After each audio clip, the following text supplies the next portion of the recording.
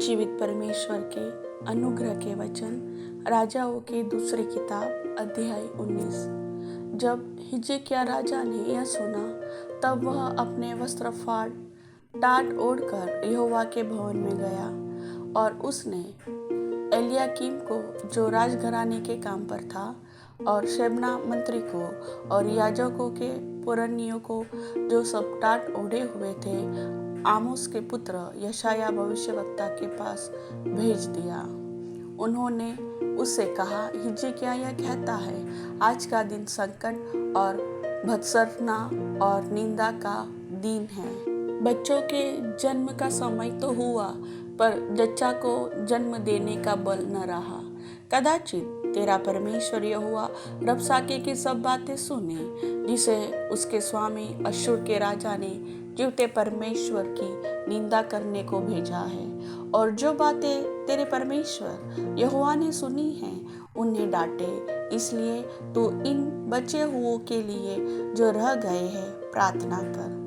जब हिजकिय्याह राजा के कर्मचारी यशायाह के पास आए तब यशायाह ने उनसे कहा, अपने स्वामी से कहो, यहोवा यह कहता है कि जो वचन तूने सुने हैं, जिनके द्वारा अश्शूर के राजा के जनों ने मेरी निंदा की है, उनके कारण मत डर।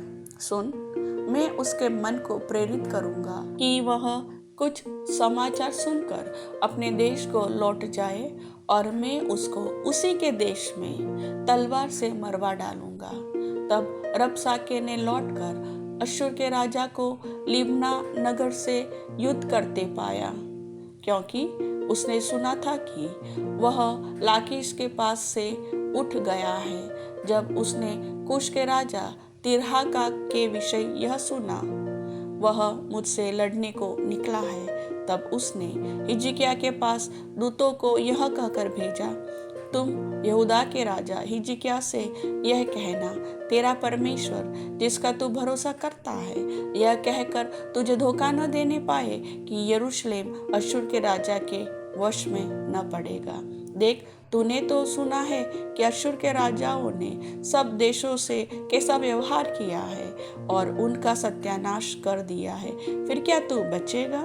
गोजान और हारान और रेसेब और में रहने वाले एदेनी, जिन जातियों को मेरे पुरखाओं ने नाश किया, क्या उनमें से किसी जाति के देवताओं ने उसको बचा लिया? हमात का राजा और अर्पाद का राजा और सपरवेम नगर का राजा और हैना और ईवा के राजा, ये सब कहाँ रहे? इस पत्री को हिजकिय्याह ने दूतों के हाथ से लेकर पढ़ा। तब यहोवा के भवन में जाकर उसको यहोवा के सामने फैला दिया और यहोवा से यह प्रार्थना की, हे इज़राइल के परमेश्वर यहोवा, हे करूबों पर विराजने वाले, पृथ्वी के सब राज्यों के ऊपर केवल तू ही परमेश्वर है। आकाश और पृथ्वी को तू ही ने बनाया है। हे यहोवा, कान लगाकर सुन। हे यहोवा, आंख खोल कर देख और सनहेरीब के वचनों को सुन ले, जो उसने जीवते परमेश्वर की निंदा करने को कहला भेजे हैं। हे यहोवा, सच तो है कि अश्शूर के राजाओं ने जातियों को और उनके देशों को उजाड़ा है और उनके देवताओं को आग में झोंका है, क्योंकि वे ईश्वर न थे, वे मनुष्य के बनाए हुए काठ और पत्थर ही के थे। इस कारण वे उनको नाश कर सके। इसलिए अब हे हमारे परमेश्वर यहोवा, तू हमें उसके हाथ से बचा कि पृथ्वी के राज्य राज्य के लोग जान ले कि केवल तू ही यहोवा है। तब आमोस के पुत्र यशायाह ने हिजकिय्याह के पास यह कहला भेजा, इज़राइल का परमेश्वर यहोवा यह कहता है, जो प्रार्थना तूने अश्शूर के राजा सनहेरीब के विषय मुझसे की, उसे मैंने सुना है। उसके विषय में यहोवा ने यह वचन कहा है, सिय्योन की कुमारी कन्या तुझे तुच्छ जानती और तुझे उपहास में उड़ाती है। यरूशलेम की पुत्री तुझ पर सिर हिलाती है। तूने जो नाम धराई और निंदा की है वह किसकी की है? और तूने जो बड़ा बोल बोला और घमंड किया है वह किसके विरुद्ध किया है? इज़राइल के पवित्र के विरुद्ध तूने किया है। अपने दूतों के द्वारा तूने प्रभु की निंदा करके कहा है कि बहुत से रथ लेकर मैं पर्वतों की चोटियों पर वरन लबानोन के बीच तक चढ़ आया हूँ, और मैं उसके ऊंचे ऊंचे देवदारुओं और अच्छे अच्छे सनोवर को काट डालूंगा, और उसमें जो सबसे ऊंचा टिकने का स्थान होगा उसमें और उसके वन की फलदायी बारियों में प्रवेश करूंगा।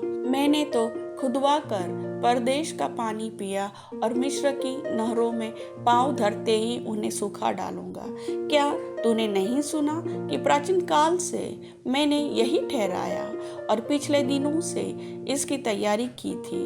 उन्हें अब मैंने पूरा भी किया है कि तू गढ़ वाले नगरों को खंडहर ही खंडहर कर दे। इसी कारण उनके रहने वालों का बल घट गया, वे विस्मित और लज्जित हुए। वे मैदान के छोटे छोटे पेड़ों और हरी घास और छत पर की घास और ऐसे अनाज के समान हो गए जो बढ़ने से पहले सूख जाता है। मैं तो तेरा बैठा रहना और कुछ करना और लौट आना जानता हूँ, और यह भी कि तू मुझ पर अपना क्रोध भड़काता है। इस कारण कि तू मुझ पर अपना क्रोध भड़काता और तेरे अभिमान की बातें मेरे कानों में पड़ी है, मैं तेरी नाक में अपनी नकेल डालकर और तेरे मुंह में अपना लगाम लगाकर जिस मार्ग से तू आया है उसी से तुझे लौटा दूंगा।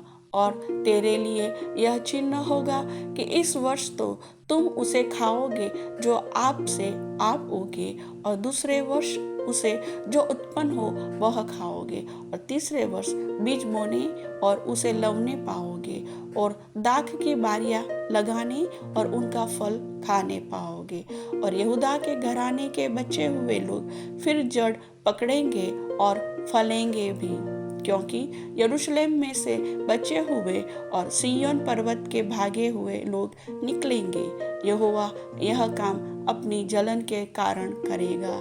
इसलिए यहोवा अश्शूर के राजा के विषय में यह कहता है कि वह इस नगर में प्रवेश करने वरन इस पर एक तीर भी मारने न पाएगा, और न वह ढाल लेकर इसके सामने आने या इसके विरुद्ध दमदमा बनाने पाएगा। जिस मार्ग से वह आया है उसी से वह लौट भी जाएगा और इस नगर में प्रवेश न करने पाएगा। यहोवा की यही वाणी है। और मैं अपने निमित्त और अपने दास दाऊद के निमित्त इस नगर की रक्षा करके इसे बचाऊंगा। उसी रात में क्या हुआ कि यहोवा के दूत ने निकलकर अश्शूरियों की छावनी में 1,85,000 पुरुषों को मारा। और भोर को जब लोग सवेरे उठे तब देखा कि शव ही शव पड़े हैं। तब अश्शूर का राजा सन्हेरीब चल दिया और लौटकर निनवे में रहने लगा। वहां वह अपने देवता निश्री के मंदिर में दंडवत कर रहा था कि अद्रमेलेक और सरेशेर ने उसको तलवार से मारा और अरारात देश में भाग गए।